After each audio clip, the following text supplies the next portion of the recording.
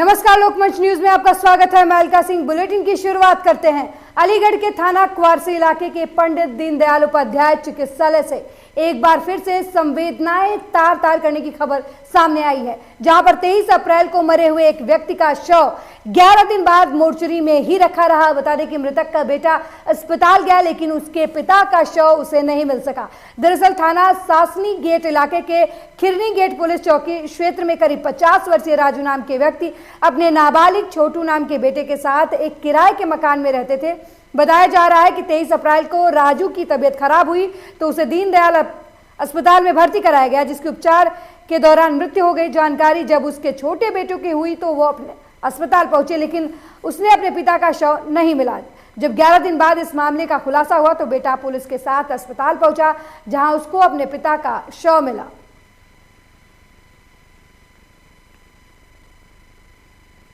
Corona महामारी को देखते हुए 3 दिन के लॉकडाउन के बाद उत्तर प्रदेश के मुख्यमंत्री द्वारा 2 दिन का और लॉकडाउन बढ़ाने के बावजूद बाजारों में लॉकडाउन का असर नहीं देखने को मिल रहा। वहीं लॉकडाउन का पालन कराने में पुलिस और जिला प्रशासन फेल नजर आ रहा है। बता दें कि बाजारों में कहीं भी पुलिस नजर नहीं आ रही। बिना मास्क लगाए बाजार में लोग घूम रहे हैं। हमारी टीम ने जब नगर पंचायत हरैया की जमीनी हकीकत जानने के लिए सड़कों पर उतरी तो देखा कि लोग पहले की तरह मौज मस्ती करते हुए नजर आ रहे हैं। दुकानों पर बेधड़क बिना सोशल डिस्टेंसिंग का पालन किए हुए सामानों की खरीद की जा रही है। सर गलती हो गया। अब मास्क लगाएंगे आप? हाँ बिल्कुल। आपको पता है लॉकडाउन चल रहा है? हाँ हमको मालूम। क्यों बाहर निकले? सर सब्जी आने जा रहे हैं। मास्क नहीं लगाएंगे? लगाएंगे। कहाँ लगाएं आप? सर गलती हो गया है ना। चल रहा क्या करेंगे? बिना मास्क के आप घूमेंगे बाजार में? जिंदगी से आपको भय नहीं लग रहा है? दुकान पर रहेगा। डर नहीं लगता आपको कोरोना से? कोरोना से आप डर नहीं रहे हैं? लग रहा है। दुकान खुली हुई है आपकी? हाँ? तो बिना मास्क। वहीं बहराइच में प्रयास फाउंडेशन के प्रबंधक अजय शर्मा द्वारा किए जा रहे कार्य के लिए देश प्रदेश के जिम्मेदार लोगों से अपील स्वरूप फेसबुक पोस्ट किया गया है। वहीं लोगों ने जनप्रतिनिधियों से जिला प्रशासन को प्रयास फाउंडेशन को शहर में निःशुल्क जमीन उपलब्ध कराने के लिए पत्र लिखने की गुहार लगाई है। बता दें कि अस्पताल बनाने के लिए अपील के क्रम में बहराइच जिले के कुछ लोगों ने प्रयास फाउंडेशन के प्रबंधक अजय शर्मा से अपनी जमीन समाज के महत्वपूर्ण कार्य के लिए देने की बात कही। वहीं प्रयास फाउंडेशन के प्रबंधक समाज सेवी पत्रकार अजय शर्मा ने साफ कहा कि जिला मुख्यालय के पास यदि जमीन उपलब्ध हो सके तो आवाम के लिए बेहतर विकल्प उपलब्ध कराने में टीम बेहतर प्रबंधन कर सकेगी। बावजूद जिन लोगों ने भी अभी शहर में हटकर ग्रामीण इलाके में प्रबंधन का सहयोग करने की बात कही है, उनसे भी संपर्क साधकर वैकल्पिक व्यवस्था पर गहन चर्चा जरूर किया जाएगा।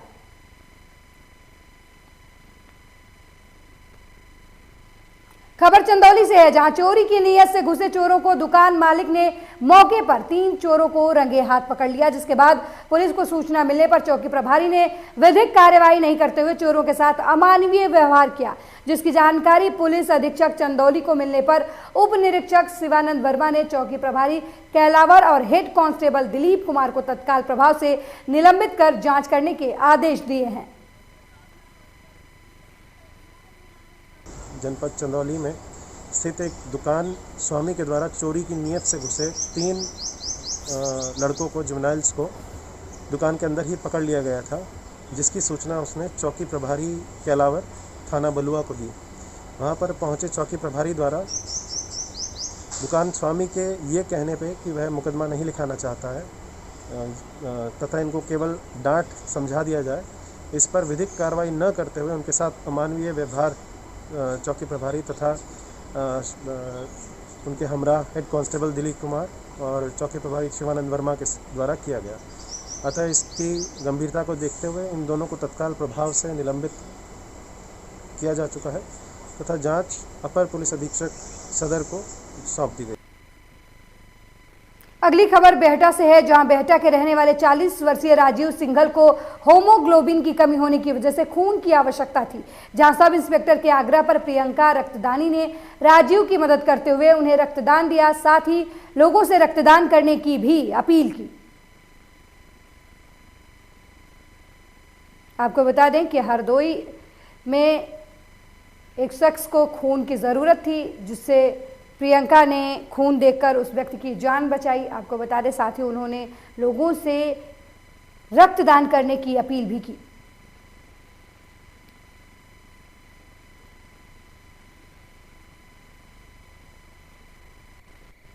बीते शुक्रवार को सर्राफ दुकान पर हुए गोलीकांड का पुलिस ने खुलासा किया है। बता दें कि अंजनी ज्वेलर्स की दुकान पर लूट करने आए बदमाशों ने किराना व्यवसायी को गोली मार दी थी, जिसके बाद सीसीटीवी कैमरों की मदद से पुलिस की टीम बदमाशों के करीब पहुंची। वहीं इस मामले में आरोपी राकेश कश्यप और उसकी पत्नी संगीता कश्यप को पुलिस ने गिरफ्तार कर लिया है। आपको बता दें कि सर्राफ दुकान में हुई चोरी का पुलिस ने खुलासा किया है। इस मामले में पुलिस ने पति पत्नी को भी गिरफ्तार किया है। आपको बता दें कि कुछ दिनों पहले सराफा की दुकान में चोरी हुई थी, जिसका पुलिस ने खुलासा किया है।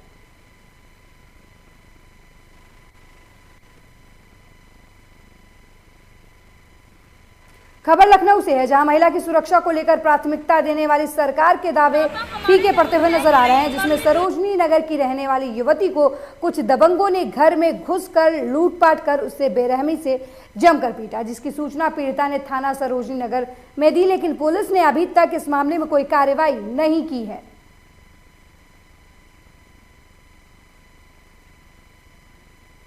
आपको बता दें कि यूपी में सरकार भले ही लाख दावे करती हो महिलाओं की सुरक्षा की, लेकिन आए दिन महिलाओं के साथ आपराधिक मामले सामने आते हैं। अब लखनऊ में एक महिला के घर में घुसकर अपराधियों ने उनके साथ मारपीट की है। पीड़िता ने अपराधियों के खिलाफ कार्रवाई के गुहार लगाए हैं।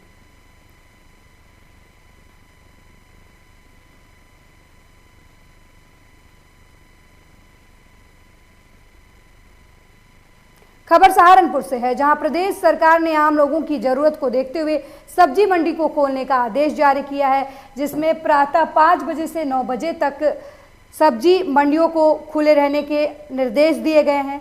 आपको बता दें कि सब्जी मंडी खुलने के निर्देश से लोगों को ने राहत की सांस ली है। वहीं मजिस्ट्रेट ने कहा कि 2 दिवसीय आंशिक लॉकडाउन में नगरवासियों को आवश्यक खाद्य सामग्री लेने के लिए शासन प्रशासन के ने 5 से 9 बजे तक सब्जी मंडी खोलने के निर्देश दिए हैं।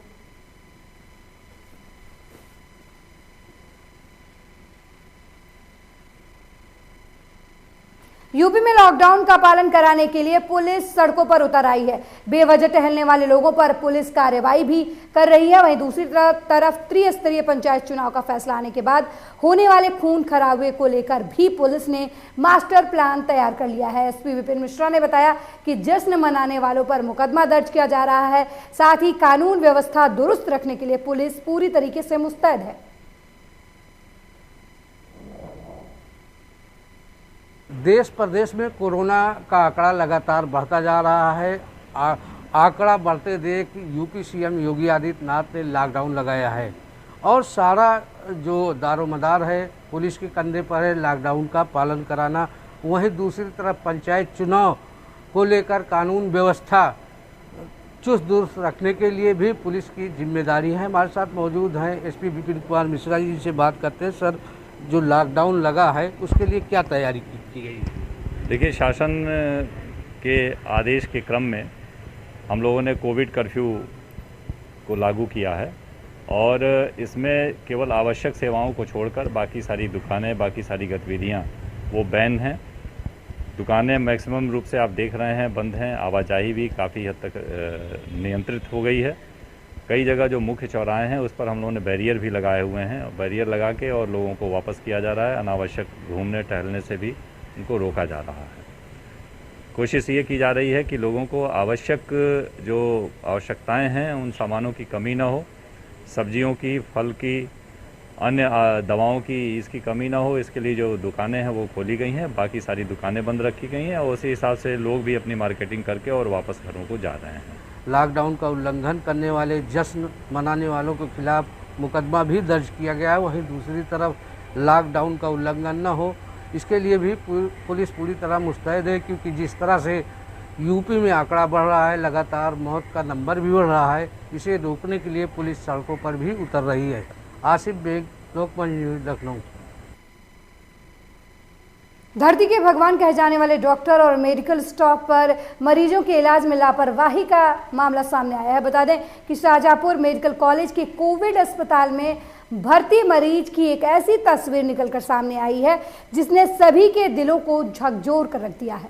दरअसल शाहजहांपुर के थाना रोजा क्षेत्र के एक गांव में करीब 40 वर्षीय व्यक्ति को सांस लेने की में दिक्कत हो रही थी, जिसके चलते उन्हें मेडिकल कॉलेज के होल्डिंग एरिया में भर्ती कराया गया था, जहां उनकी कोरोना जांच की गई। मृतक के परिजनों ने बताया कि कोरोना संक्रमित होने के चलते उनके मरीज को कोविड अस्पताल में शिफ्ट कर दिया गया, जहां पर हालत खराब बताते हुए परिजनों ने मेडिकल स्टाफ पर बिना पैसे के इलाज न करने का आरोप लगाया। इतना ही नहीं, परिजनों का आरोप है कि उनके मरीज को पीट कर मौत के घाट उतार दिया गया। मृतक के शरीर पर मार के निशान हैं। इस बात का सबूत है कि उनके मरीज के साथ मारपीट की गई है।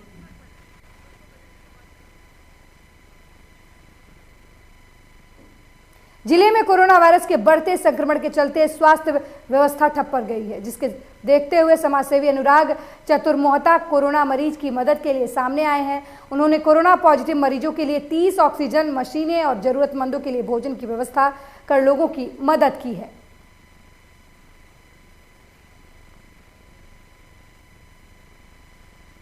जिस तरीके से कोविड में आज सिचुएशन चल रही है, उसको देखते हुए ऑक्सीजन की भारी कमी हो रही थी, जिसी तारतम्य में गुलमोहर फाउंडेशन की तरफ से अनुराग चतुर्मोहता की तरफ से 30 ऑक्सीजन कंसंट्रेटर हमारे द्वारा समाज हित में दिए जा रहे हैं।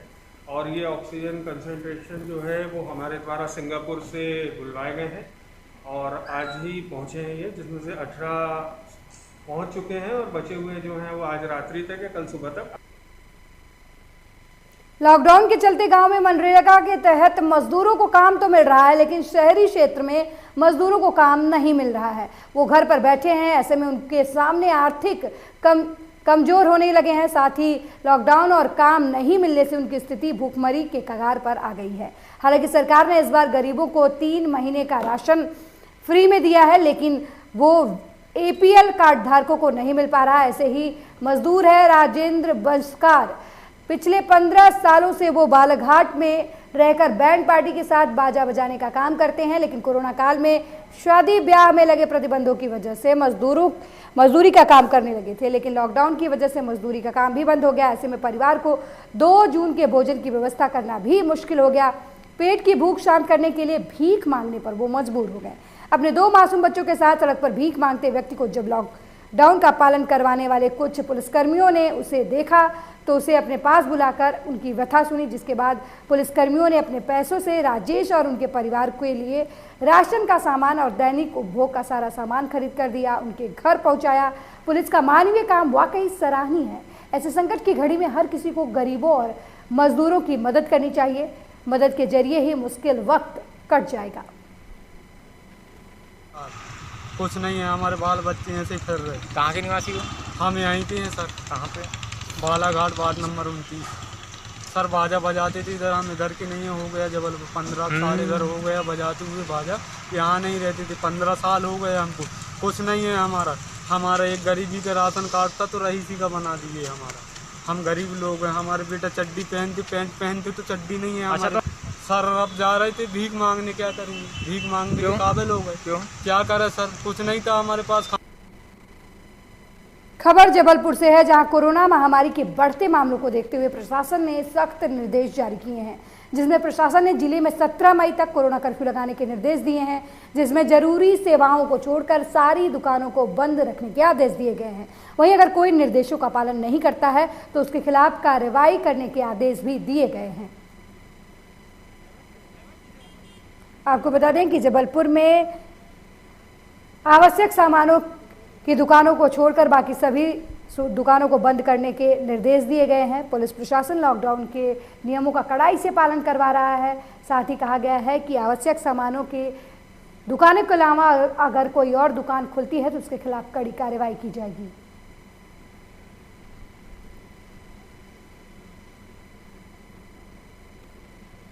खबर जबलपुर से है, जहां कोरोना महामारी को रोकने के लिए सरकार लोगों से वैक्सीन लगवाने की अपील कर रही है, जिसके लिए सरकार ने रेल से 2 ऑक्सीजन टैंकर जबलपुर पहुंचाए गए हैं, जिसमें 22 0.94 मीट्रिक टन लिक्विड ऑक्सीजन भरा हुआ है। जहां ऑक्सीजन को पहुंचाने के लिए ऑक्सीजन एक्सप्रेस ने बोकारो से भेड़ाघाट जबलपुर तक के लिए 1016 किलोमीटर की दूरी तय की। वहीं 2 टैंकर सागर के मकरोनिया के लिए भी रवाना किए गए हैं, जिससे लोगों को समय पर वैक्सीन लगाई जा सके और ऑक्सीजन की आपूर्ति भी की जा सके।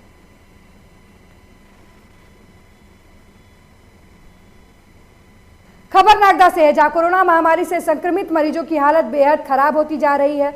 मरीजों को इलाज के लिए अस्पताल में अपनी बारी का घंटों इंतजार करना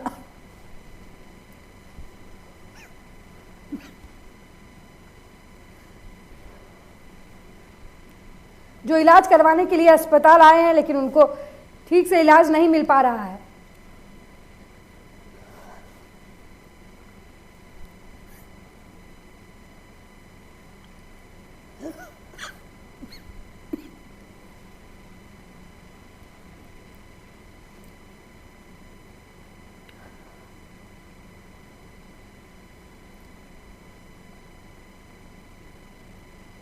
खबर बेतवा से है, जहां एक युवक ने राम घाट पर नहाते समय अचानक नदी में डूब गया।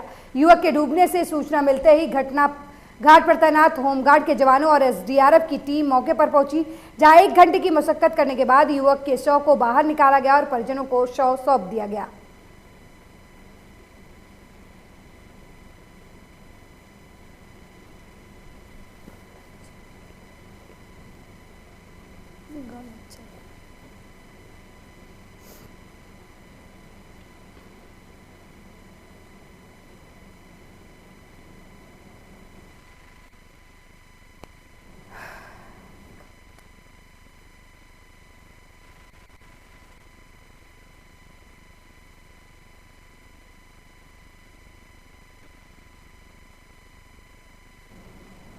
अगली खबर इंदौर से है, जहां कोरोना पर काबू पाने के लिए मंत्री और सांसद ने रेजिडेंसी पर बैठक की, जिसमें कोरोना प्रभारी तुलसीराम सिलावट ने मंत्रियों के साथ फीवर क्लिनिक और कोविड केयर सेंटर को बढ़ाने के संबंध में महत्वपूर्ण चर्चा की।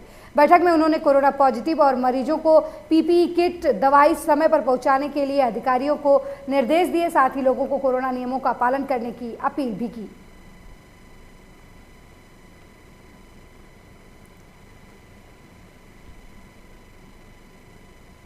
खबर लटेरी से है, जहां लॉकडाउन के नियमों का जायजा लेने के लिए क्षेत्रीय विधायक उमाकांत शर्मा पहुंची। स्थिति का जायजा लिया। इस दौरान उन्होंने पत्रकारों को कोरोना महामारी में काम करने के लिए कोरोना वॉरियर की उपाधि दिए जाने की बात कही। उन्होंने कहा कि पत्रकारों ने महामारी के दौर में अपनी जान जोखिम में डालकर लोगों तक हर जरूरी खबरें पहुंचाई हैं, जिसके लिए इनको कोरोना वॉरियर की उपाधि दी जानी चाहिए। आपको बता दें कि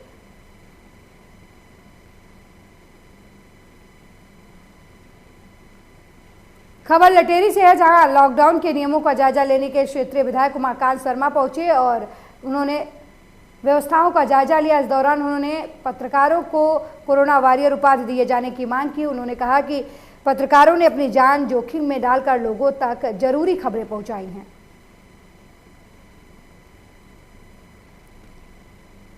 अगली खबर लालकुआं से है, जहां हाथीखाना समीप डोली रेंज कार्यालय के पास बीती रात ट्रक में 2 मासूम बच्चों के साथ दुष्कर्म का प्रयास का मामला सामने आया है। इस मामले में मुकदमा भी दर्ज कर लिया गया है। बता दें कि कोतवाली पुलिस ने बच्चियों के पिता की तहरीर के आधार पर बीती रात आरोपी के खिलाफ मुकदमा दर्ज किया है। वहीं देर रात कोतवाली पुलिस की महिला सब इंस्पेक्टर की मौजूदगी में दोनों बच्चियों का मेडिकल परीक्षण कराया गया। बताया जा रहा है कि मासूम बच्चों के साथ दुष्कर्म की कोशिश में एक बच्ची के चेहरे पर आरोपी ने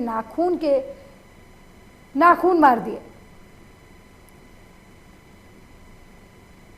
कल शाम एक सूचना आई कि हाथीखाना में एक अभियुक्त द्वारा 2 छोटी बच्ची, एक 5 साल की, एक 4 साल की, उन बच्चों को ले जाकर उनके साथ छेड़खानी करने का प्रयास कर गया, बदतमीजी करने का प्रयास किया था।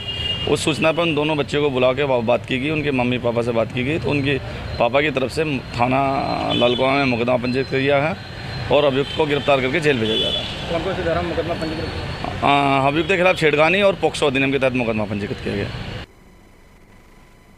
पिछले 2 दिनों से चमोली जिले के ऊंचाई वाले इलाकों में बेमौसम बारिश और तूफान ओलावृष्टि से जनजीवन अस्त-व्यस्त हो गया है। इस तेज तूफानी बौछारों और ओलावृष्टि ने शादियों में भी जमकर खलल डाला, तो वहीं नारायण बगड़ का मुख्य बाजार एक बार फिर जलमग्न हो गया। आपको बताते चले कि नारायण बगड़ में बारिश के समय वर्षों पुरानी इस समस्या पर हमेशा ही शासन प्रशासन मौन रहा है और किसी बड़ी दुर्घटना के इंतजार में रहता है। दरअसल यहाँ बाजार, जीआईसी और सरकारी अस्पताल के पीछे की पहाड़ी से भूस्खलन और बारिश में भारी मात्रा में पानी और मलबा बाजार और अस्पताल में पसर जाता है। तो आज जो बहुत भयंकर ओलावृष्टि हमारे विकासखंड नारायणगढ़ के खड़ाकोट क्षेत्र में बहुत ज़बरदस्त ओलावृष्टि हुई, उससे जो है हमारे जो पेड़ हैं, फलदार पेड़, उनको बहुत भारी नुकसान हुआ। उसमें संतरा हो गया, नारंगी हो गया, आम हो गया, सेब हो गया, अमरूद हो गया, ये जो भी आजकल के फलदार हैं वो सारे ख़त्म हो गए हैं। और काश्तकारों की जो प्याज, लहसुन आदि था वो भी सब बर्बाद हो गया है। तो मेरा शासन प्रशासन से निवेदन है कि कृपया क्षेत्र का मुआयना करके काश्तकारों को उचित मुआवजा देने। धर्मनगरी हरिद्वार में जिस तरीके से कोरोना का कहर जारी है उसको देखते हुए महाकुंभ मेले में बनाए गए बेड अस्पताल को कोविड अस्पताल बनाया गया है। ये बेड अस्पताल 150 बेड का कोविड सेंटर बनाया गया है जिसको पतंजलि और राज्य सरकार मिलकर चलाएंगे। मंगलवार को इसका शुभारंभ उत्तराखंड के मुख्यमंत्री तीरथ सिंह रावत करेंगे। वहीं हरिद्वार के जिलाधिकारी सी रविशंकर ने बेस अस्पताल पहुंचकर स्थिति का जायजा लिया और लोकमंच ने जिलाधिकारी हरिद्वार से इस संबंध में बातचीत की। देखिए हमारी ये रिपोर्ट। कोविड हॉस्पिटल के अंदर तब्दील हो रहा है पतंजलि के सहयोग से। हमारे साथ जिलाधिकारी सी रविशंकर जी हैं, तो बात करते हैं। सर, एक तो लोकमंच न्यूज़ चैनल में आपका स्वागत है। सर, ये जो बेस अस्पताल है इसको कोविड हॉस्पिटल में तब्दील करा गया है, तो क्या कहना है? आज सीएम साहब का भी दौरा है sir. 150 bedded base hospital Kumbh Mela के दौरान क्रिएट किया गया है। वो हॉस्पिटल को अभी हम district Covid health care centre के रूप में कन्वर्ट कर रहे हैं, जिसमें जो है आज शुभारंभ हो रहा है। इसमें राज्य सरकार तथा पतंजलि का संयुक्त प्रयासों से ये जो है फंक्शनल रहेगा, जिसमें जो है आज जो है जैसे 150 बेड्स है उसमें लगातार पेशेंट्स का एडमिशन भी शुरू कर दिया है।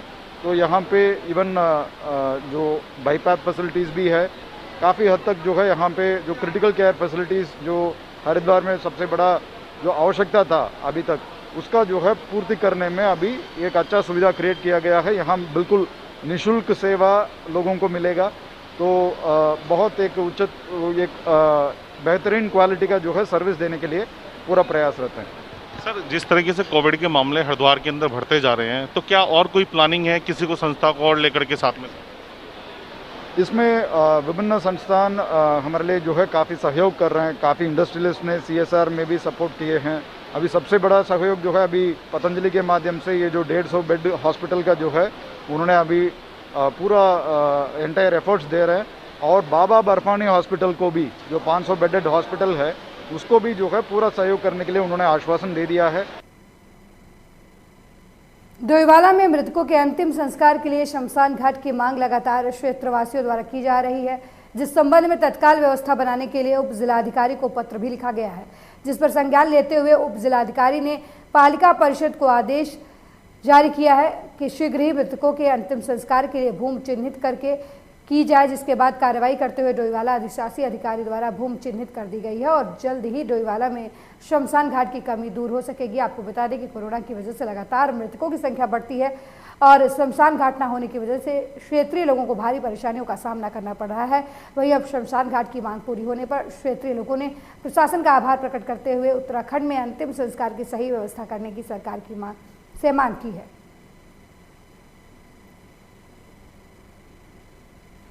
धर्मनगरी हरिद्वार की साफ सफाई व्यवस्था को बिगड़ता देख हरिद्वार नगर निगम के पार्षदों ने हरिद्वार की मेयर और नगर आयुक्त के खिलाफ धरना प्रदर्शन किया है।